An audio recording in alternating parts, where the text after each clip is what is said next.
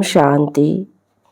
संपूर्ण पवित्रता के सागर बाबा, गुणों के सागर बाबा, हम बच्चों को धरा पे आके अपना संपूर्ण परिचय देते हैं। बाबा समझाते हैं कि बाबा को याद करते, उनके गुणों को अर्थ सहित हम याद करते हैं तो जितने भी हमारे जन्म जन्मांतर के विकर्म है, विकार है, वो स्वतः ही भस्म हो जाएंगे। तो ऐसे गुणों के सागर, ज्ञानदाता, सर्वशक्तिवान बाबा हम बच्चों को अपना जो संपूर्ण परिचय देता है वो हमको समझना और अन्य आत्माओं को भी समझाना, यही संपूर्ण सेवा है। बाबा कहते हैं जितना जितना हम ज्ञान को धारण करते जाते हैं उतना हमारे अंदर से जो भी उल्टे पुल्टे संस्कार हैं वो सारे संस्कार स्वभाव बाबा की याद से खत्म हो जाते हैं। जब ज्ञान की धारणा को हम अच्छी रीति धारण करेंगे तो हमारा खान पान भी शुद्ध होता जाएगा और हम आत्माएं पवित्र होती जाएंगी। तो इस तरह से बाबा हम बच्चों को अर्थ सहित स्मृति दिलाते हैं। हम बच्चों का भी कर्तव्य है बाबा के इन गुणों को, ज्ञान को अर्थ सहित समझकर अन्य आत्माओं की भी सेवा करना। तो सुनते हैं बाप दादा के आज विशेष 9/3/2023 के साकार महावाक्य में बाबा बोले, मीठे बच्चे, तुम्हें बाप के एक्यूपेशन और गुणों सहित उसे याद करना है। याद से ही तुम विकर्माजीत बनेंगे, विकारों की मैल भस्म होगी। प्रश्न में ज्ञान की धारणा किन बच्चों को बहुत सहज हो सकती है?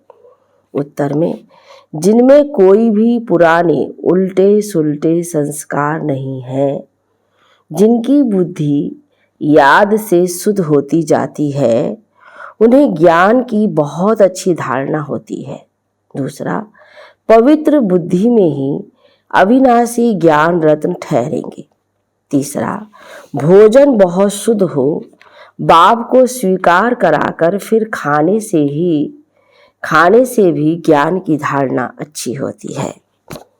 ज्ञान को धारण करते करते तुम मुरलीधर बन जाते हो। बाबा ने आज बड़ी सूझबूझ समझ दी है हम बच्चों को कि हमारा भोजन में कितना बाबा से लगाव होना चाहिए, प्यार होना चाहिए, क्योंकि भोजन भी हमारी बुद्धि को, मन को शुद्ध करता है। तो वो पूरी तरीके से शुद्धिकरण कैसे होगा, उसके लिए हमारा भोजन भी शुद्ध होना चाहिए, बाबा की याद होनी चाहिए।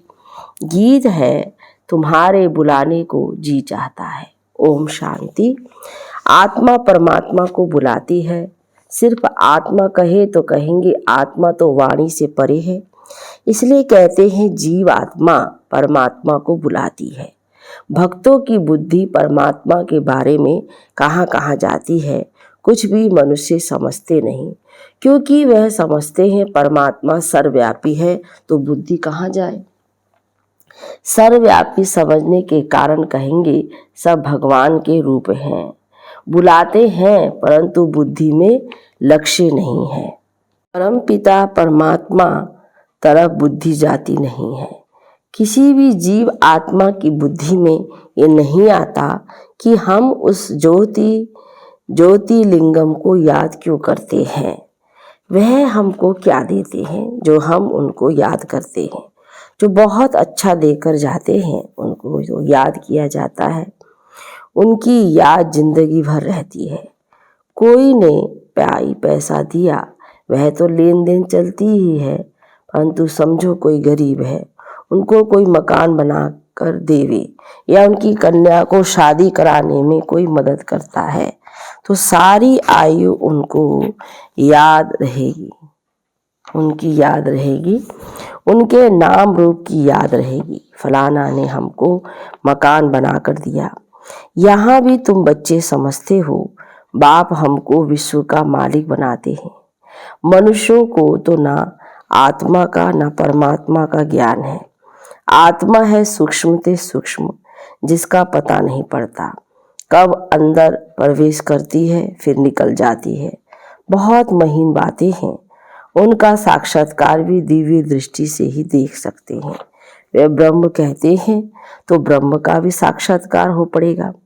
अखंड लाइट ही लाइट देखने में आएगी। ब्रह्म तत्व तो जरूर बड़ी रोशनी देखने में आएगी, परंतु परमात्मा कोई वो चीज तो नहीं है ना जो मनुष्य समझ बैठे हैं। तुम बच्चों की बुद्धि में आगे लिंग रूप रहता था, अभी तो बुद्धि में है कि वह स्टार है। आत्मा का वही रूप है, दूसरी कोई चीज हो नहीं सकती। परमात्मा भी वही बिंदी रूप है। अब लक्ष्मी नारायण की इतनी महिमा है, उनमें क्या ब्यूटी है। आत्मा और शरीर दोनों सतो प्रधान पवित्र है, हर्षित मुख है, गोरे हैं। आत्मा तो बहुत सूक्ष्म चीज है ना। समझाया जाता है आत्मा मैली हो जाती है तो लाइट कम होती है। यह लाइट कम और जास्ती की भी बहुत महीन बात है। हम दीपक का मिसाल देते हैं, परंतु आत्मा इनसे भी छोटा सा स्टार है। साक्षात्कार होता है, देखा और गया।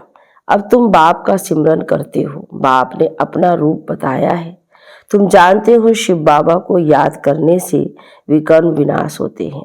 भरौर मनुष्य शिव को याद करते हैं, परंतु इस ज्ञान से याद नहीं करते। वे जानते ही नहीं। ना जानने के कारण विकर्म विनाश हो नहीं सकते। यह जानते ही नहीं कि हम योग लगाने से विकर्मा जीत बनेंगे।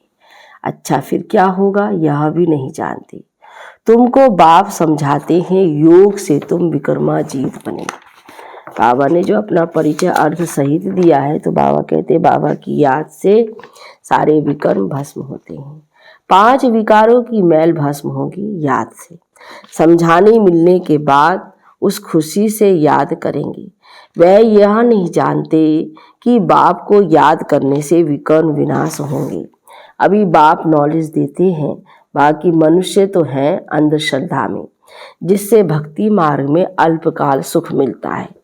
अब उनको यहाँ बुलाते हैं। तुम जानते हो बुलाने की भी दरकार ही नहीं।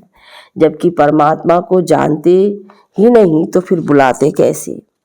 जिसको याद किया जाता है उनके महत्व को, एक्यूपेशन को, गुणों को जानना चाहिए। परमात्मा की पहचान कोई के पास भी है नहीं, इसलिए जन्म जन्मांतर क्या क्या करते आए हैं कुछ भी समझ नहीं। अब बाप बैठ समझाते हैं। गीत में भी कहते हैं बाबा आप आकर ज्ञान सुनाओ तो हम सुनकर फिर औरों को सुनाएंगे। जैसे शास्त्रों में आटे में नमक है, वैसे इन भक्ति मार्ग के गीतों में भी थोड़ा बहुत है। यह गीत बाप की महिमा में है। बाप को बुलाते हैं कि आप आकर हमको सुनाओ तो हम फिर औरों को सुनाएंगे। आकर हमको राजयोग सिखलाओ, फिर हम मुरलीधर बनेंगे। मुरलीधर को भी ज्ञानी तो आत्मा कहा जाता है। तुम बच्चे जानते हो बाप तो है निराकार, फिर वे कैसे आए कैसे। अभी तो समझा है कि आत्मा परमधाम से आती है, पहले पहले गर्भ में जाना पड़ता है। जीव की आत्माएं सब बाप को याद करती है, परंतु उनके एक्यूपेशन का कुछ भी पता नहीं है। ऐसे ही सिर्फ बुलाते रहते हैं, वे आती ही नहीं। बाप कहते हैं अपने पूरे टाइम पर आता हूँ, जबकि संगम युग शुरू होता है। संगम युग कब आता है, जब रात पूरी हो। बाबा कहते हैं दिन होना होता है। संगम युग आया और बाप भी साथ आया। संगम युग पर ही बाप बैठ पढ़ाते हैं। यह सब बातें तुम ब्राह्मण बच्चे ही जानते हो। बाप बैठ समझाते हैं मैं निराकार आऊं कैसे, यह तो कभी कोई ने ख्याल नहीं किया है। अगर कलयुग के अंत में आया होगा तो फिर से आएगा ना। कलयुग अंत और सतयुग आदि के संगम पर आते हैं तो जरूर कुछ कार्य करने के लिए आते हैं, जरूर सृष्टि को पावन करने आएंगे। तब कहते हैं अब आदि सनातन देवी देवता धर्म स्थापन करने आते हैं। कैसे आते हैं यह भी कोई नहीं जानते हैं। बाप को आकर प्रजा रचनी है व राजयोग सिखाना है तो किसको सिखलाएंगे। सतयुग आदि में तो है देवता वर्ण, इसके पहले है ब्राह्मण वर्ण, तो जरूर ब्रह्मा तन में आकर ब्राह्मण वर्ण रचना पड़ी। ब्रह्मा को कहा ही जाता है प्रजापिता। अब वह ब्रह्मा आए कहाँ से, क्या सूक्ष्म तन से उतर आए। जैसे दिखाते हैं विष्णु अवतरण, ऊपर से गुरुओं पर सवार हो आते हैं। अब विष्णु को तो यहाँ आना नहीं है। विष्णु के दो रूप लक्ष्मीनारायण जो है, उन्होंने भी यहाँ इस पढ़ाई से यह पद पाया है। विष्णु के दो रूप लक्ष्मीनारायण ही पालन करते हैं, परंतु ऐसे कोई गुरुड़ पर उतरते नहीं हैं। और फिर वहाँ लक्ष्मीनारायण की आत्मा कोई इकट्ठी नहीं आती है, पहले नारायण की आत्मा आएगी, फिर लक्ष्मी की आएगी। स्वयंवर करके तब विष्णु युगल रूप कहलाएंगे। राधे कृष्ण बरोबर विष्णु के दो रूप है, छोटापन भी दिखाना पड़े ना, यह बातें और कोई नहीं जानते हैं। बाप बैठ समझाते हैं, जब यह पहला नंबर 84 जन्म पूरे करते हैं तो हमको इनमें ही आकर फिर इनको पहला नंबर बनाना पड़े। 84 जन्म भोग जरूर वृद्ध अवस्था को पाया होगा, तो उनका नाम रखा है ब्रह्मा। इनमें प्रवेश किया है। अब तुम बच्चे समझते हो मनुष्य सृष्टि कैसे और कब रचते हैं, इस बात का और कोई मनुष्य को ज्ञान हो ना सके। मनुष्य जब कोई अच्छी नई चीज को इन्वेंशन निकालते हैं तो गवर्नमेंट के पास जाते हैं, फिर वह उनको वृद्धि में लाने में मदद करती है। कोई नई इन्वेंशन निकालते हैं तो फिर उसको फिर बाबा कहते हैं वो गवर्नमेंट को दिखाते तो मदद करती है। यहाँ भी ज्ञान ऐसे है, पहले पहले बाप आया, इसमें प्रवेश हुआ, इनमें बैठ ज्ञान दिया। पहले थोड़ा थोड़ा था, अब वृद्धि को पाता जाता है। तो कितनी गुहे ते गुही बातें तुम सुन रहे हो। बाबा ने कितना गहरा ज्ञान दिया। पहला हल्का ज्ञान था, अब गहरा मिलता जाता है। परंतु आत्मा में पुराने उल्टे सुलटे भक्ति के संस्कार जो है वह जब निकले तब ज्ञान की धारणा हो, योग हो तब विकर्ण विनाश होते जाए और बुद्धि शुद्ध होती जाए। पहला थोड़ा भी ज्ञान सुनने से कितना नशा चढ़ा और भागे।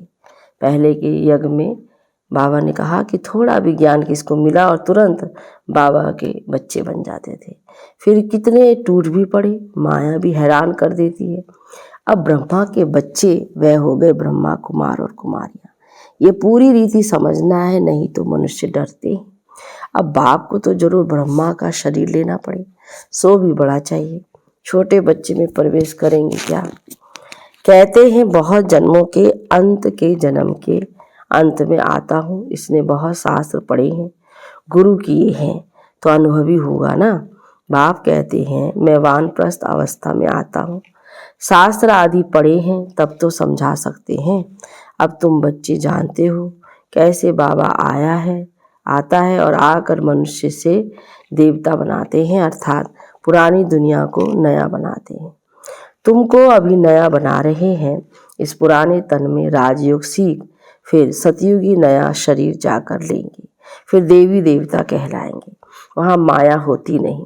यह तुम समझा सकते हो कि हम ब्रह्मा कुमार कुमारियाँ हैं।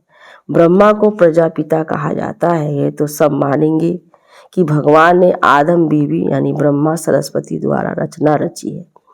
गीता में भी कहते हैं मैं राजाओं का राजा बनाता हूँ, शूद्र से ब्राह्मण बनाकर ज्ञान अमृत पिलाए असुर से देवता बनाते हैं। भले ये लिखा हुआ है, परंतु पहले शूद्र वर्ण से ब्राह्मण वर्ण में लाते हैं, तो तुम समझा सकते हो हम ब्रह्मा कुमार कुमारी हैं। ब्रह्मा है प्रजापिता, वास्तव में ब्रह्मा की संतान तुम भी हो। ब्राह्मणों की शुरुआत संगम पर ही होती है, तो ब्रह्मा द्वारा हम ब्राह्मण पढ़ते हैं, रुद्र ज्ञान यज्ञ की संभाल करते हैं। हम अपने विकारों की आहुति देते हैं, यज्ञ में सब कुछ सुहा किया जाता है ना, तो हम रुद्र ज्ञान यज्ञ में और कोई किचड़ा नहीं डालते, अपने पापों को सुहा करते हैं। कोई आग आदि तो जलाई नहीं जाती, ना कोई आवाज़ आदि ही करते हैं। वह तो कितना आवाज़ करते हैं, स्वाहा स्वाहा। हम तो योग में रहते हैं, कोई आवाज़ नहीं, चुप। योग अग्नि से पाप भस्म हो जाते हैं। इस रुद्र ज्ञान यज्ञ में योग अग्नि से हम अपने 5 विकारों को स्वाहा करते हैं तो भस्म हो जाते हैं। ब्रह्मा की बेटी सरस्वती भी गाई हुई है, जिसको जगदम्बा कहते हैं। उनसे सब कामनाएं पूरी होती है, वे अम्बा फिर लक्ष्मी बनती है। बच्चों को पॉइंट्स तो बहुत समझाई जाती है, धारणा भी होना। धारणा तब हो जब योग में रहे, फिर विकर्म भी विनाश हो। बुद्धि पवित्र नहीं होगी तो अविनाशी ज्ञान रत्न ठहरेंगे नहीं।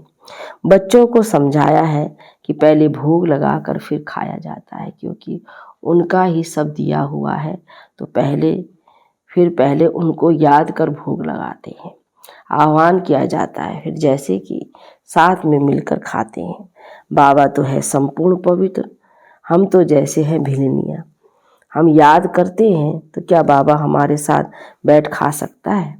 हम अपने को संपूर्ण पवित्र तो कह नहीं सकते, तो हम भिलनियों के साथ वह खाएंगे, है ना। जैसे दिखाते हैं यादगार में, सबरी जो थी वो भिलनी जाति की थी, तो भगवान ने भी कैसे झूठे बेर खाए। तो बाबा भी कहते हैं संपूर्ण नहीं है, तभी भी भगवान भावना के भूखे होने के कारण से बच्चों का स्वीकार करता है। फिर वासना ले लेते हैं।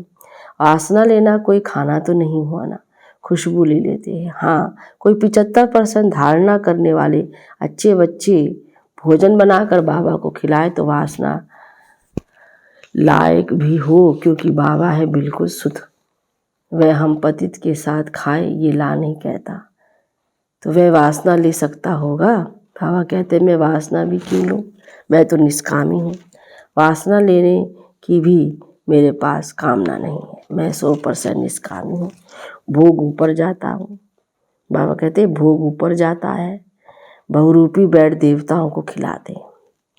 देवता चाहते हम ब्रह्मा भोजन खाएं, तो बाबा मम्मा और फिर ऊपर से देवताओं की आत्मा आती है, वह बैठ खाती है। फिर भी रुचि से तब खाएंगी जब पकाने वाली योगी हो। देवताएं भी ब्रह्मा भोजन की महिमा करते हैं। बाप तो कहते मैं आया हुआ हूँ तुम्हारी सर्विस करने, हम तो तुम्हारा पूरा निष्कामी सर्वेंट हूँ। तुम भल 36 प्रकार के तो क्या 108 प्रकार का भोग लगाओ। भक्तों ने ही भोग लगाया और भक्तों ने ही बांट कर खाया। भगवान निष्कामी हैं तो भी ऑफर करना चाहिए। बड़े राजाएं आदि कभी हाथ में नहीं लेते, उनमें भी किस्म किस्म के होते हैं, कोई ले भी लेते हैं। बाबा का राजाओं आदि से कनेक्शन रहा है ना, तो हम बाबा को भोग लगाते हैं। कामना है कि हम बाबा से विश्व का मालिक बनने राजाई ले भी, वह तो है ही दाता। ये सारी सूक्ष्म बातें हैं। भोग कहाँ ले जाते हैं? यहाँ ही बैठ वैकुंठ का साक्षात्कार कराते हैं। यहाँ से जैसे कि गुम है। अच्छा, मीठे मीठे सिकिलदे बच्चों प्रति माता पिता बाप दादा का याद प्यार और गुड मॉर्निंग। रूहानी बाप की रूहानी बच्चों को नमस्ते, रूहानी बच्चों की रूहानी बाप दादा को गुड मॉर्निंग, नमस्ते बाबा, नमस्ते। सुनते हैं धारणा के लिए मुख्य सार में पहली पॉइंट, बाप भल निष्कामी है लेकिन भोजन का भोग जरूर लगाना है।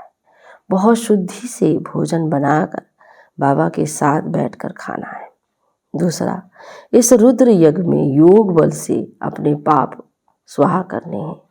आवाज में नहीं आना है, चुप रहना है। बुद्धि को योग बल से पवित्र बनाना है। वरदान में न्यारे और प्यारेपन की विशेषता द्वारा बाप के प्रिय बनने वाले निरंतर योगी भव। विस्तार, मैं बाप का कितना प्यारा हूँ इसका हिसाब न्यारेपन से लगा सकते हो। अगर थोड़ा न्यारे हैं बाकी फंस जाते हैं तो प्यारे भी इतने होंगे। जो सदा बाप के प्यारे हैं उसकी निशानी है स्वतः याद।